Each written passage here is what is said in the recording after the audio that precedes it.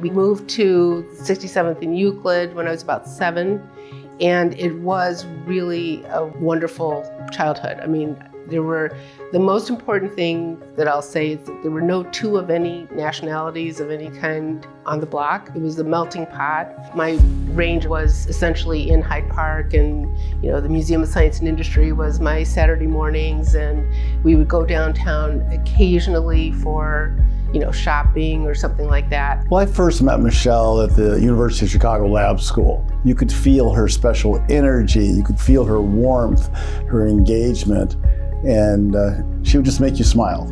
I thought the lab schools, we call it lab, was a great place to go to school. It was very experimental in those days. You're respected for your opinions, you're respected for your thoughts, you're given an enormous amount of freedom to think for yourself.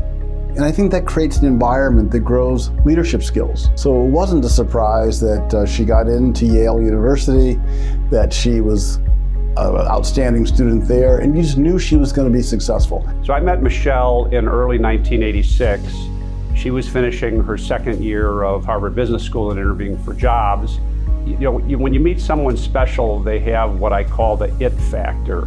Something more than being very bright. There's an engagement and a warmth. And I thought to myself, why would this talented woman want to work for William Blair, be the only woman in corporate finance? Figured she was going to go to work in New York, and fortunately, she decided to join us. Well, I chose to come back to Chicago because I felt like it was a more serious, long-lasting kind of a place. If you're going to make an investment of your time, that would be the place to do it, in Chicago. She's a pillar in Chicago, in the business community, where she's certainly, if not the highest profile, sought after corporate director, one of those. As a board member, Michelle is thoughtful, interested in learning, and committed to our team's continuous improvement. She's been immensely supportive and a wonderful coach to members of our team.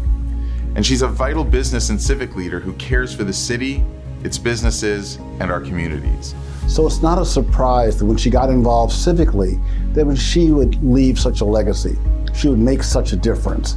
Her leadership really truly matters to our city, and it matters in the fact that this is why she deserves the Burnham Award, because she's someone that doesn't make little plans. That I am receiving the Burnham Award is really almost hard for me to believe, because I hold the people in such esteem who would be awardees. Hopefully, people would say that she was a good connector of really good people to work on sometimes hard things, hopefully sometimes easy things, but hard things, making the city better. I feel confident about the prospects for the city because I think the people and leaders all around town in various venues are working really hard on the right things to kind of make the city a better place.